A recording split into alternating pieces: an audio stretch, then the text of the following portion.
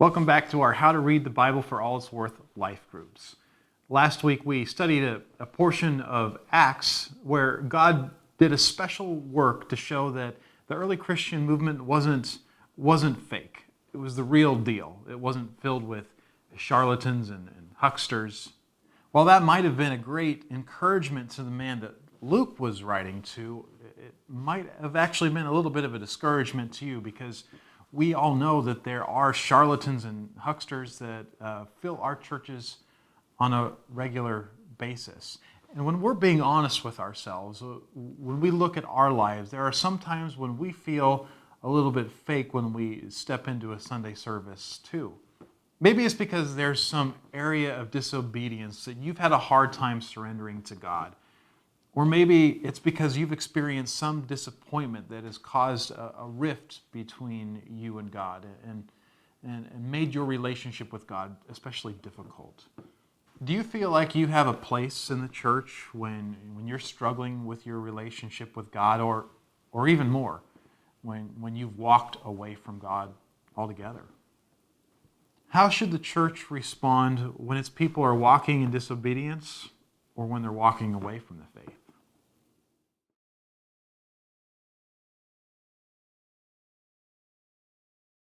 This week you should have read chapter 7 and 8 on the Gospels and the parables. In Mark chapter 8, there's this interesting story of Jesus doing a double healing. Open your Bibles up with me to Mark chapter 8.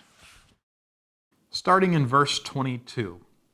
They came to Bethsaida, and some of the people brought a blind man and begged Jesus to touch him. He took the blind man by the hand and led him outside the village.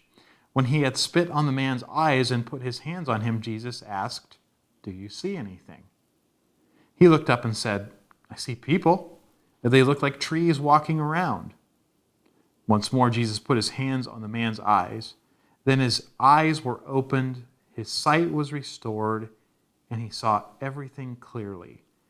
Jesus sent him home saying, "Don't even go into the village." This story occurs after the disciples have a misunderstanding about the feeding of the 4,000, and right before Peter makes his important confession that Jesus is the Messiah. Almost every story in Mark occurs in Luke or Matthew. So I like to check Luke and Matthew to see how they might have clarified or explained some of the things that are going on in Mark from their perspective, since Mark wrote first. In this case, however, when I consult my synopsis, which is a book that contains all of the parallel passages in Matthew, Mark, and Luke side by side, I find that Matthew and Luke didn't include this passage. Interestingly, they probably didn't include this passage because they thought it would have been hard to explain why Jesus had to heal twice. It kind of makes him look weak, they probably thought. So why did Mark include it? Just like last week, we want to try to discern why Mark put this scene here in light of his overall purpose. Why do you think Mark included this passage?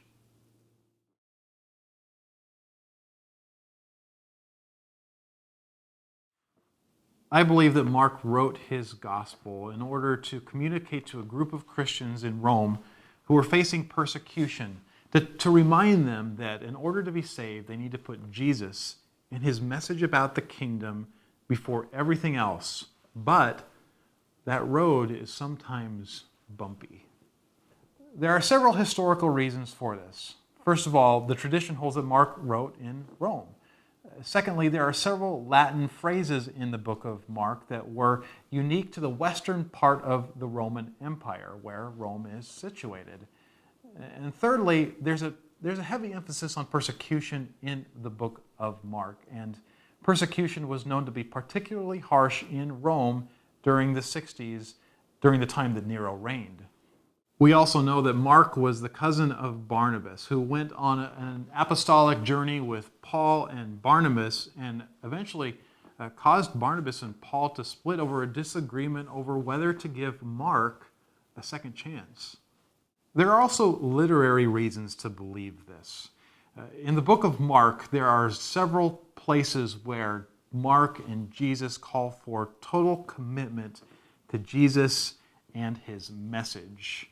But the disciples who are initially portrayed as positive end up waffling and making mistakes more than in any other gospel.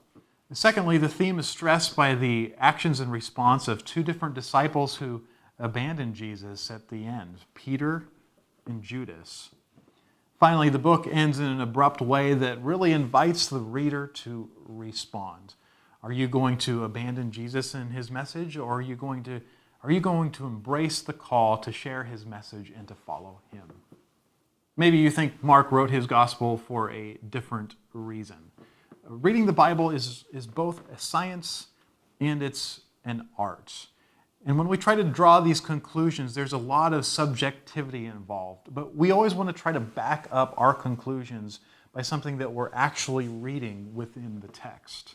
But assume with me, for the sake of argument, that Mark did write his gospel to Christians undergoing persecution to remind them that in order to be saved, they must put Jesus and his message before everything else. But sometimes that's a process. Why do you think that Mark included this strange scene here?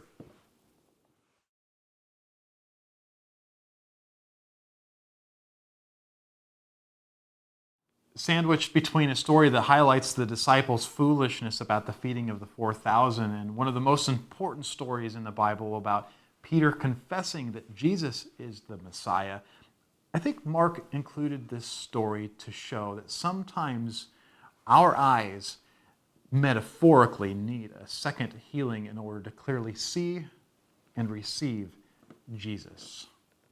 This would have been especially meaningful for Christians during the Roman persecution who were seeing their brothers and sisters who were abandoning the faith for fear of persecution and for fear of dying. Were they really Christians in the first place? Should we accept them back into the fold?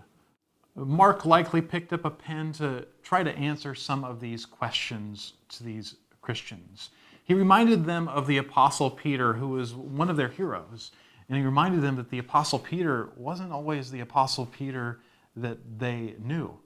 Although Peter's commitment was firm, he often struggled and waffled in his faith for fear of persecution, because of desire for pleasure. Peter even came to the point of denying Jesus. But Jesus was not done with Peter. And Jesus is not done with you. No matter what dark or difficult place you have been in. So we, the church, should respond accordingly. Have a great night, and don't forget to look for opportunities to encourage one another in love and good deeds.